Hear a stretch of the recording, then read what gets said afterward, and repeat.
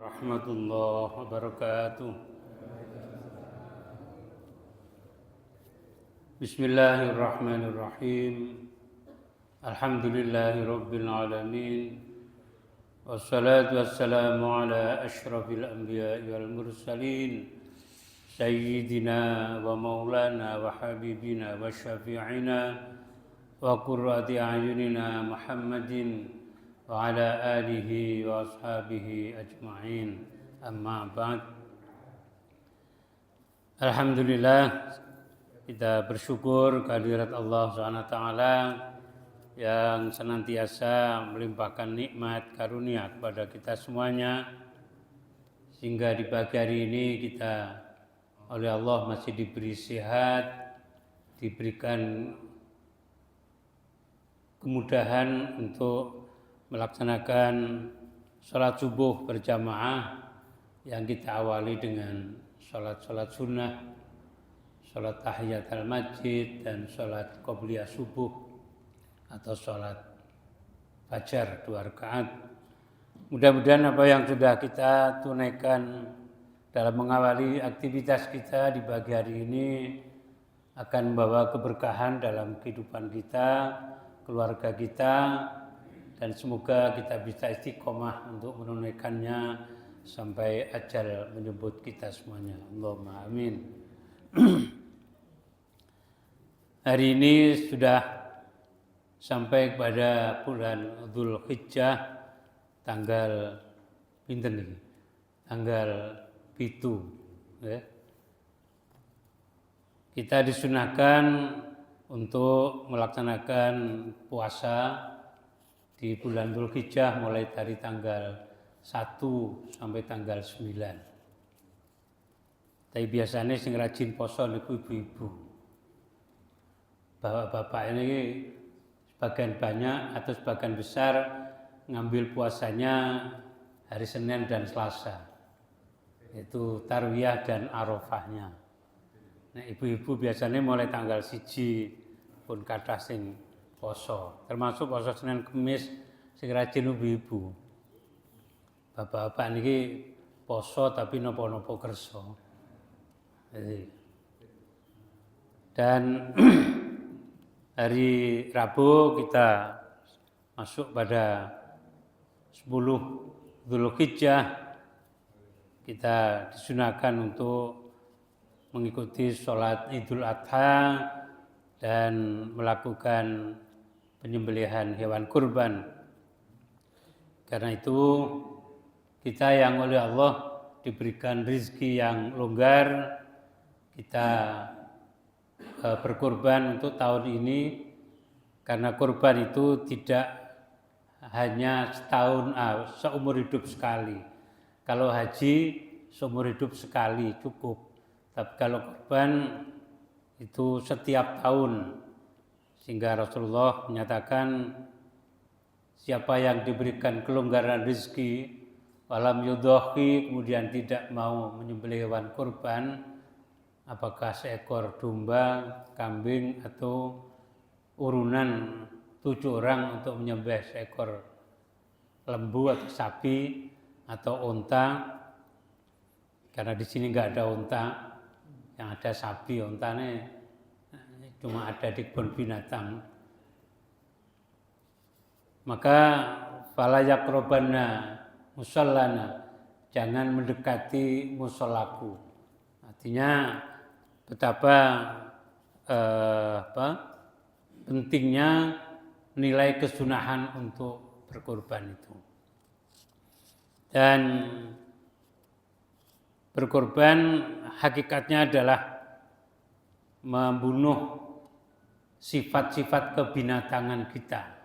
Karena manusia punya sifat kebinatangan, sifat serakah, sifat tidak tahu batas, itu selalu ada pada kita. Karena itu dengan berkorban kita mempersembahkan ketakwaan kita kepada Allah, sehingga Allah menyatakan dalam salah satu ayat Al-Quran, la yanalallaha luhumuha wala dima'uha walakinnallaha yanaluhu taqwa. Allah tidak menerima darah yang mengalir dari hewan yang disembelih. Allah juga tidak menerima dagingnya, tapi yang diterima oleh Allah adalah nilai ketakwaannya. Karena itu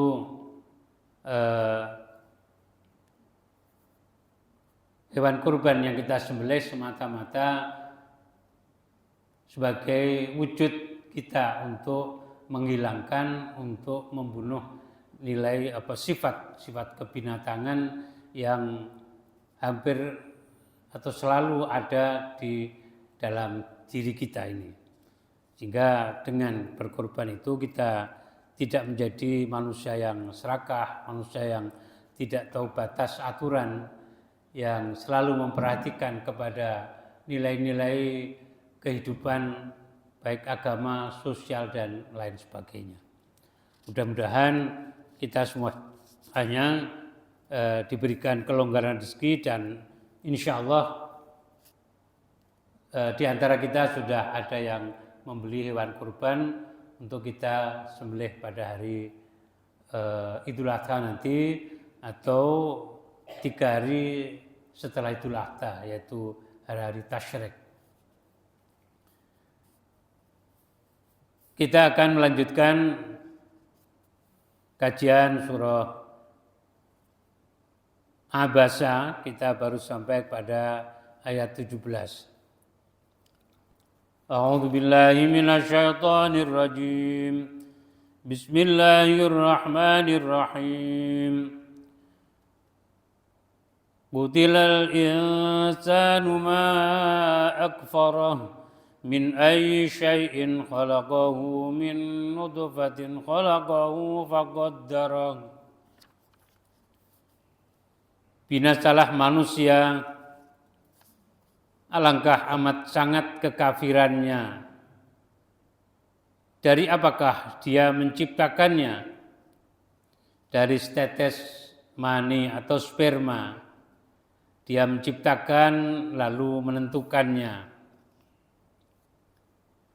Kelompok ayat ini berbicara tentang keniscayaan hari akhirat, hari kiamat, dan proses manusia nanti ada yang menuju ke surga, ada yang ke neraka.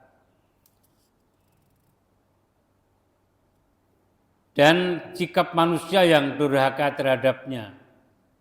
Karena ada sebagian di antara manusia ini yang tidak percaya akan adanya kehidupan akhirat. Dia merasa bahwa uripe cuma tentunya mawon. Setelah mati tidak ada kehidupan lagi. Sehingga apapun yang dia lakukan orientasinya selalu untuk kepentingan dunia. Karena setelah mati ya sejarah manusia akan berhenti. Padahal tidak seperti itu. Kematian adalah merupakan proses awal manusia menuju pada alam yang abadi, alam baka. Hingga kita sering menggunakan istilah kalau dunia itu fana, dunia fana.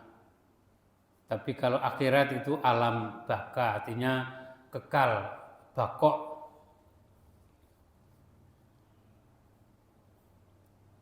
Mereka yang mengingkari itu termasuk tokoh-tokoh yang dihadapi oleh Rasulullah SAW dalam kasus yang diuraikan di ayat yang pertama. Ketika Rasulullah diingatkan oleh Allah untuk tidak terlalu fokus menemui orang-orang atau tokoh-tokoh kafir Quraisy yang diharapkan bisa menjadi pembela-pembela Islam atau tulang punggung dari dakwah Islam dengan mengabaikan atau kurang memperhatikan kehadiran dari seseorang yang tidak punya status sosial tinggi, yaitu Abdullah ibnu Ummi Maktum yang tunanetra. Tokoh-tokoh itu antara lain adalah Utbah bin Mughirah yang sedang melakukan pertemuan dengan Rasulullah ketika itu. Kemudian Amr bin Hisham atau yang lebih dikenal dengan Abu Jahal. Jadi nama aslinya adalah Amr bin Hisham atau Ibnu Hisham. Karena itu Rasulullah pernah berdoa mohon pada Allah, hendaknya kiranya Allah memberikan petunjuk hidayah kepada satu di antara dua Amr, yaitu Ibnu Hisham, yaitu Amr bin Hisham dan Umar bin Khattab. Maka Allah memberikan hidayahnya kepada Umar bin Khattab menjadi seorang Muslim. Ketika beliau masih kafir, sangat keras untuk memusuhi dakwahnya Nabi, bahkan berkali-kali ingin membunuh Nabi. Tapi ketika beliau mengucapkan 2 kalimat syahadat sebagai pernyataan keislamannya, dia kemudian membela dakwah Rasulullah dengan sangat sungguh-sungguh. Ya, sehingga sebelum Islam beliau ingin membunuh Rasulullah dan para sahabat yang sudah beriman pada beliau, tapi ketika Sayyidina Umar sudah menjadi Muslim, sudah beriman, dia kemudian menyatakan siapapun yang mengganggu dakwahnya Nabi Muhammad SAW, Rasulullah, maka dia tidak segan-segan untuk mematahkan lehernya. Itu Umar bin Khattab, sehingga perubahan perilakunya 180 derajat perbedaannya ketika beliau sebelum beriman dan setelah beliau beriman. Kemudian ada Umayyah bin Khalaf. Ada juga Abbas bin Abdul Muthalib. Tapi nama yang terakhir ini diperselisihkan oleh para ulama tentang masih diperdebatkan iya tidaknya. Apakah dia ketika itu mengikuti pertemuan bersama Rasulullah, bagaimana yang kemudian Nabi diingatkan, ditegur oleh Allah dalam awal surat Abasa itu. Yang Sayyidina Abbas kemudian menjadi seorang yang beriman dan menjadi pembela utama dari dakwah Rasulullah. Sayyidina Abbas itu adalah paman dari Rasulullah. Ya, demikian juga Sayyidina Hamzah yang gugur, yang syahid di medan perang Uhud. Ya. Tapi paman yang lain sampai mati tetap kafir. Sinten? Abu Lahab. Ya, Abu Lahab itu paman Nabi juga, dan ada putri Rasulullah yang dinikahi oleh salah satu anaknya Abu Lahab. Tapi ketika Rasulullah berdakwah untuk mengajak manusia ini beriman, mentauhidkan Allah Subhanahu wa taala, meninggalkan sembahan-sembahan berhala-berhala itu, meninggalkan Tuhan dari nenek moyang mereka, maka Abu Lahab kemudian memaksa anaknya untuk menceraikan putri Rasulullah itu. Jadi Abu Lahab pernah menjadi besannya Nabi, ya, yang beliau adalah pamannya. Tapi ketika Rasulullah sudah memulai berdakwah, sudah menyuruh kepada umat atau memerintahkan kepada umat manusia untuk meninggalkan berhala-berhala itu untuk disembah, maka kemudian putranya dipaksa untuk menceraikan, dan akhirnya putri Rasulullah itu dinikah oleh Sayyidina Utsman bin Affan. Bahkan ketika putrinya Rasulullah wafat, kemudian Rasulullah menikahkan dengan putrinya yang lainnya. Karena itu Sayyidina Utsman kemudian mendapatkan julukan Utsman bin Affan Dzul Nuraini, 2 cahaya, karena pernah menikahi 2 putri Rasulullah Shallallahu Alaihi Wasallam. Ada juga bapaknya Walid yaitu Mughirah. Jadi bapaknya Khalid ya, Walid bin Mughirah itu juga tokoh kafir yang sangat memusuhi dakwanya Nabi.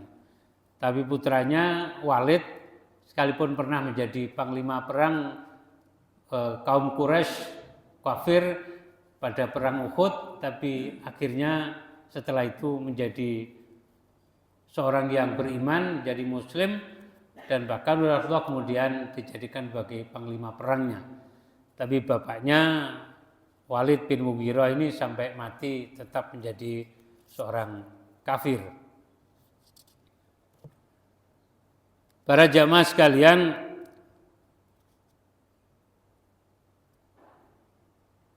mereka tokoh-tokoh kafir ini pastilah enggan untuk memperhatikan Al-Quran yang sedemikian agung sifatnya.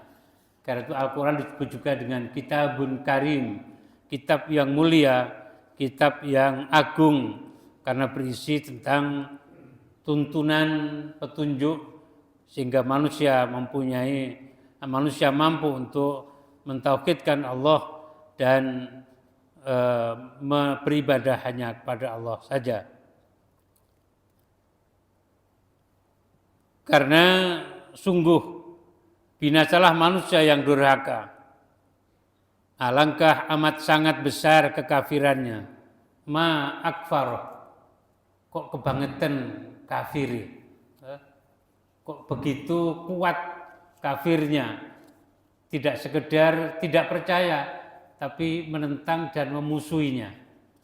Sehingga orang kafir itu ada yang pasif, ada yang aktif, ada yang superaktif. Ya, orang kafir, dia hanya kafir untuk dirinya. Pokoknya gak gelem beriman. Tapi ada yang kafir tapi aktif. Dia mengajak orang lain supaya tidak mau beriman kepada ajaran Rasulullah Muhammad SAW. Ada yang lebih dari itu, yaitu orang kafir yang superaktif. Dia sudah kafir, sudah mengajak orang untuk supaya tidak mau mengikuti ajaran Rasulullah dan mengajak mereka dan memprovokasi mereka untuk memusuhi Rasulullah dan orang-orang yang mengikuti ajarannya. Itu kafir yang sudah luar biasa, nemen kafir. Karena itu tidak heran kalau Allah membuat balasan berupa surga di akhirat nanti, berupa neraka bagi balasan orang-orang kafir juga bertingkat-tingkat. Surga itu tingkatannya banyak, neraka tingkatannya juga banyak. Sehingga tentu tidak sama orang yang kafir hanya untuk dirinya dengan orang kafir yang mengajak orang lain dan memprovokasi orang lain untuk memusuhi dakwahnya Rasulullah itu. Dan orang-orang munafik itu disebutkan dalam Al-Quran adalah yang paling bawah tempatnya di neraka nanti. Innal munafiqina fid darkil asfali minan nar. Kenapa mereka kafir, sama-sama kafir tapi tempatnya paling bawah? Kalau surga itu kan yang paling atas, yang paling tinggi. Tapi kalau neraka yang paling bawah, yang paling pedih, yang paling tidak enak. Karena hakikatnya orang munafik itu adalah orang yang menyembunyikan kekafirannya dengan menampakkan keislamannya. Ketoke kaya Islam, padahal dalam hatinya dia tidak Islam, dia tidak mau beriman. Sehingga memusuhi atau menghadapi orang munafik itu jauh lebih sulit dibanding menghadapi orang-orang kafir. Maka seringkali orang kemudian terkecoh dengan perilaku orang-orang kafir ini. Kayaknya beriman, dia sering sholat, tapi hakikatnya dia tidak beriman pada Allah SWT. Sehingga tokoh kafir misalnya siapa namanya? Udah mulai tua itu sudah mulai lalian. Kalau usianya sudah di atas 65 itu gampang lupa, ya. Menghafalkan nama orang itu juga kadang-kadang sopo ya jenenge ini. Padahal biasanya ya ingat. Pas ketemu siapa jenenge ini. Itu nanti beberapa saat baru ingat lagi. Jadi, itu ada tokoh munafik yang dia seringkali mengikuti sholat seperti ini. Sholat di belakang Rasulullah dia ikut berjamaah. Kalau ada perang dia juga ikut. Tapi ketika dia mati, Rasulullah diberitahu oleh malaikat Jibril sebenarnya dia bukanlah orang yang beriman. Hingga Rasulullah melarang untuk mensolati jenazahnya. Bahkan anaknya namanya Abdullah bin Ubay. Abdullah bin Ubay itu yang munafik, putranya namanya Abdullah juga. Abdullah bin Ubay itu menjadi seorang muslim yang baik. Sampai-sampai Sayyidina Umar itu pernah minta izin kepada Rasulullah karena dia tahu perilaku dari Abdullah bin Ubay ini tidak menggambarkan, tidak mencerminkan perilaku seorang muslim. Dia seringkali menyebar fitnah. Kalau sekarang ya menyebar berita hoaks. Dan tujuannya apa? Untuk mengadu domba, untuk menfitnah umat Islam supaya saling tidak percaya satu sama lain. Kalau orang itu sudah tidak saling percaya, muncul rasa curiga dan kemudian akan saling bermusuhan. Bahkan diharapkan dia supaya saling membunuh satu sama lain. Sehingga setiap ada kesempatan, orang munafik akan selalu begitu, menggunakan kesempatan itu untuk merusak Islam dari dalam. Nah, kenapa dia tidak mau ksatria menyatakan kekafirannya? Karena dia tidak bisa leluasa untuk keluar masuk di kalangan umat Islam. Kalau dia menyembunyikan kekafirannya dengan menampakkan keislamannya, dia tidak dicurigai. Karena dia dianggap sebagai orang Islam juga. Tapi setiap kali dia punya kesempatan, dia akan menfitnah, memprovokasi supaya di antara sahabat Rasulullah itu saling curiga dan saling tidak percaya, akhirnya saling membunuh satu sama lain. Dan itu sudah pernah terjadi, hampir ada yang saling membunuh karena provokasi dari Abdullah bin Ubay itu. Maka ketika ya rencana atau keinginan Umar bin Khattab itu disampaikan kepada Rasulullah, Rasulullah tidak setuju. Jangan, karena nanti orang yang tidak tahu akan mengira bahwa Nabi Muhammad telah merestui, menyetujui untuk membunuh sahabatnya. Orang lain melihat Abdullah bin Ubay adalah sahabat Nabi karena seringkali bersama Nabi ketika sholat, ketika berperang. Sampai-sampai putranya Abdullah bin Ubay ini yang sudah muslim itu matur kepada Rasulullah, ya Rasulullah, kalau memang bapakku itu layak dan harus dihukum mati, maka jangan orang lain yang menjadi eksekutornya, yang melakukan, tapi izinkan saya sendiri yang akan melakukan, yang akan mengeksekusi hukuman mati itu. Supaya apa? Supaya nanti saya tidak punya dendam kepada orang yang membunuh ayah saya. Sampai seperti itu. Tapi Nabi tetap tidak mengizinkan, tidak menyetujuinya. Sampai akhirnya matinya bukan karena dibunuh, tapi mati ya karena usia tua, karena sakit.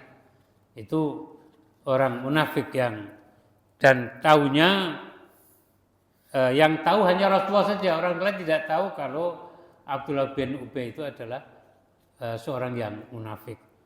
Tetapi kita tidak bisa kemudian dengan mudah menghukumi, menjustifikasi seorang sebagai munafik.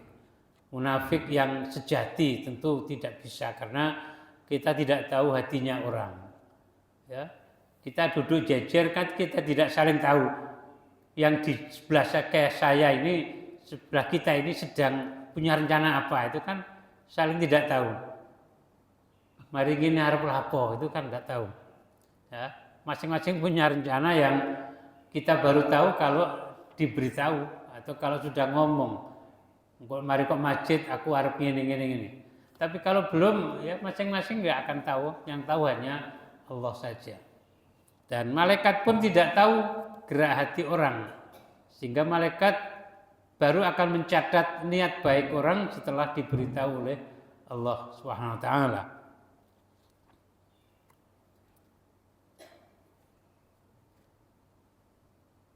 Tidaklah mereka berpikir dari apakah dia, yakni Allah menciptakannya.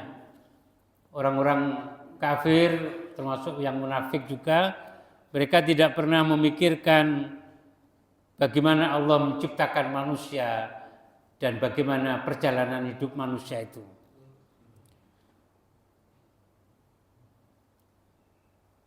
Kata kutila dalam ayat kutilal insanu ma akfaroh mempunyai banyak arti.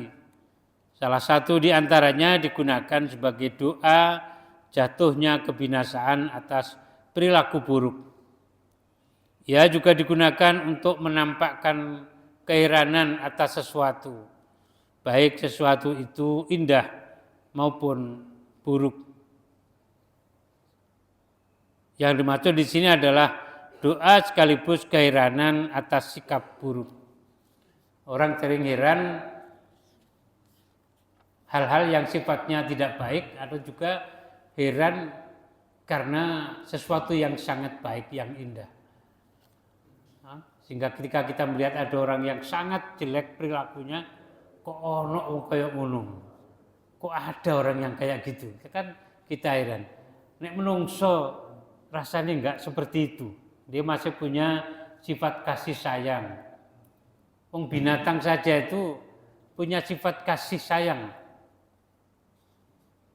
Sehingga sifat kasih sayang itu 100, yang satu diberikan Allah kepada umat manusia ini di dunia. Hanya 1%.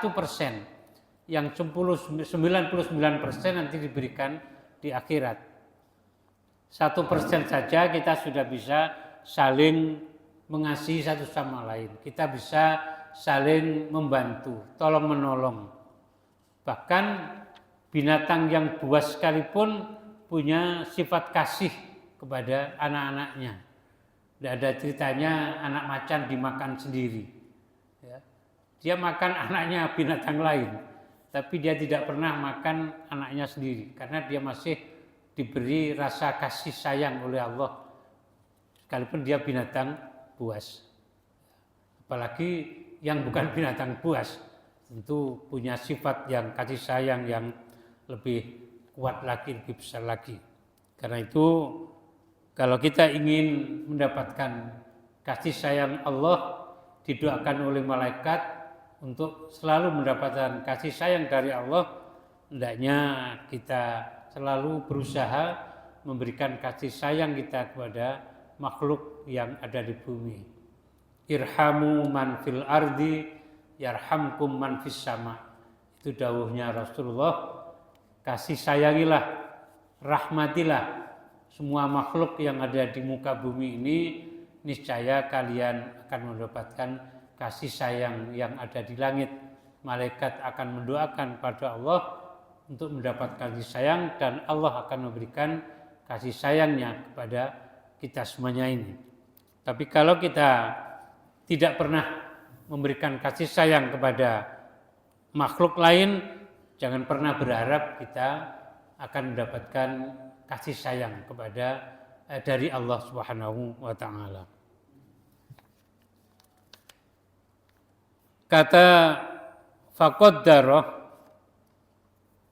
artinya lalu dia menentukannya, dipahami oleh Imam At-Tabatabai dalam arti dianugerahkan kepadanya kadar tertentu buat diri, sifat dan perbuatan-perbuatannya.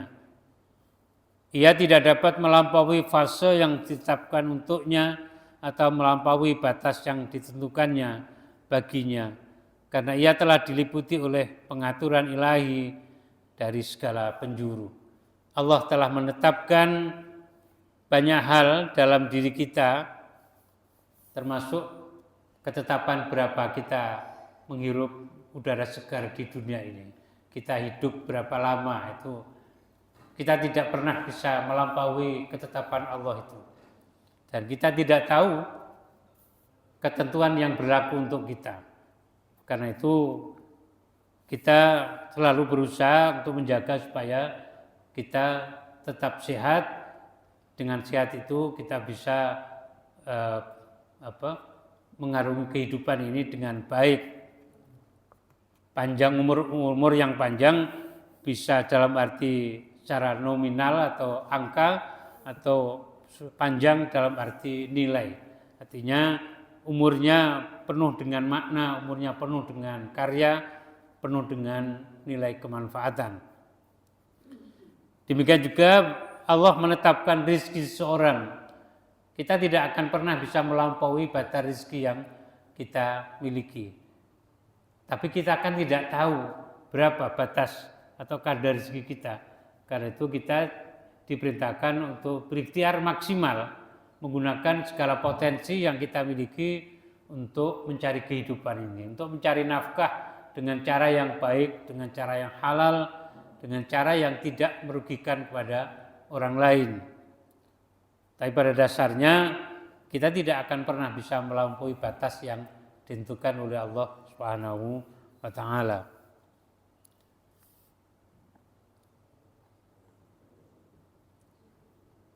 Ayat berikutnya menyatakan kemudian jalan dia memudahkan untuknya, yakni penciptaan dan penentuan kadar itu sama sekali tidak bertentangan dengan keberadaan manusia sebagai makhluk yang bebas memilih apa yang diperintahkan oleh Allah SWT.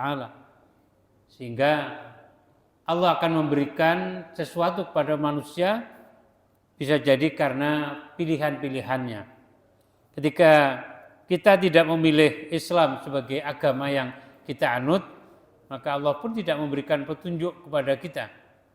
Ketika dalam diri manusia punya keinginan untuk mendapatkan petunjuk dan berusaha untuk mencari petunjuk itu, maka Allah akan memudahkan seseorang untuk bisa sampai kepada keimanan dan keislaman. Ayat berikutnya insya Allah nanti akan kita kaji pada bulan yang akan datang. Semoga Allah masih memberikan kesempatan hidup dan sehat pada kita semuanya, sehingga kita terus berikhtiar untuk memperbaiki kualitas keimanan kita, kualitas ketakwaan kita, dan semoga Allah mengampuni dosa-dosa kita, dosa kedua orang tua kita, dosa anak-anak kita, dan dosa semua guru yang telah memberikan ilmunya kepada kita semuanya. Bismillahirrahmanirrahim. Alhamdulillahirabbil alamin. Oh nggih, monggo. Masalah korban ini kan korban ya. Misalkan ada jamaah ini korban kambing. Biasanya kan dapat sampil sapi dibulatkan dia. Tapi dia tidak minta sampil, tapi minta daging sapi, boleh apa enggak? Kurbannya kambing tapi minta jatahnya itu sapi. Ya, ini memang ada beberapa orang yang permintaannya berbeda dengan hewan kurban yang dia serahkan ke panitia atau sembelih. Ya. kalau dia kurban kambing, ya mestinya dia akan mendapatkan maksimal sepertiga dari hewan kurban yang yang dikurbankan. Sehingga memang ada beberapa masjid yang memang membolehkan seperti itu, meminta yang lain, tapi ada juga yang tidak. Ya, menurut saya akan jauh lebih aman, disarankan kalau dia tidak mau daging kambing, ya disarankan untuk ya ikut kurban patungan. Kalau dia tidak bisa membeli 1 ekor sapi, ya ikut patungan kurban sapi, sehingga nanti bagiannya sesuai dengan hewan yang dikurbankan. Tapi kalau dia kurban kambing, ya hendaknya dia mendapatkan bagian dari apa yang dia kurbankan. Nah, nanti barangkali bisa dengan izin panitia untuk bisa dengan izin yang lain ditukar kalau ada yang mau. Jadi ada yang kurban sapi tapi ini tidak mau mungkin ada yang tidak mau daging, dia inginnya daging kambing karena ingin masaknya untuk gulai dan sebagainya, maka kemudian ditukar atau dengan izin dua-duanya. Itu barangkali jalan keluar yang lebih baik dan lebih aman gitu. Sehingga yang kita kurbankan itu yang nanti akan kita terima. Kalau ada juga yang tidak mau mendapatkan bagian sama sekali, ya boleh saja.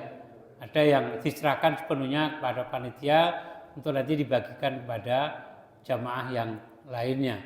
Karena tidak harus, karena batas maksimalnya hanya sepertiga, dan karena itu kalau ada beberapa masjid atau panitia kurban yang memberikan bagian kepada yang berkurban. Ada juga yang tidak, ya, karena memang yang diberi jumlahnya cukup banyak sehingga yang kurban juga tidak mendapatkan bagian. Itu juga ada yang seperti itu. Dan mereka juga tidak menuntut karena tahu yang diberi jumlahnya banyak sehingga yang kurban juga tidak diberi. Tapi kalau di Surabaya biasanya yang kurban tetap kita kirimi sebagian dari daging hewan yang dikurbankan. Barangkali mengatakan ini lebih aman kalau dia diberi daging sesuai dengan hewan yang dikurbankan. Kalau dia memang minta yang daging yang lain, barangkali bisa dicarikan kepada pengkurban yang lain supaya bisa ditukar dengan seizinnya. Tinggal kita minta izin untuk bisa diberikan kepada orang yang tidak mau mendapatkan bagian dari daging yang hewan yang dikorbankan. Kita akhiri dengan berdoa mohon kepada Allah SWT. Bismillahirrahmanirrahim. Alhamdulillahirrahmanirrahim. Allahumma salli wa sallim wa barik ala sayyidina Muhammadin wa ala alihi wa sahbihi ajma'in. Allahumma fir lana dhunubana wa liwalidina warhamhuma kama rabbayana shighara. Rabbana fir lana dhunubana wa li ikhwanina alladhina sabaquna bil iman wa la taj'al fi qulubina ghillan lil ladzina amanu. Rabbana innaka ra'ufur rahim. Allahumma anfa'na bima 'allamtana wa 'allimna ma yanfa'una wa zidna 'ilma. Rabbana atina fid dunya hasanah wa fil akhirati hasanah wa qina adzabannar. Wa sallallahu ala sayyidina Muhammadin wa ala alihi wa sahbihi wa baraka wa sallam. Subhana rabbika rabbil izzati amma yasifun wa salamun alal mursalin walhamdulillahi rabbil alamin. Subhanakallahumma wa bihamdika asyhadu an la ilaha illa anta astaghfiruka wa atubu ilaik. Assalamualaikum warahmatullahi wabarakatuh.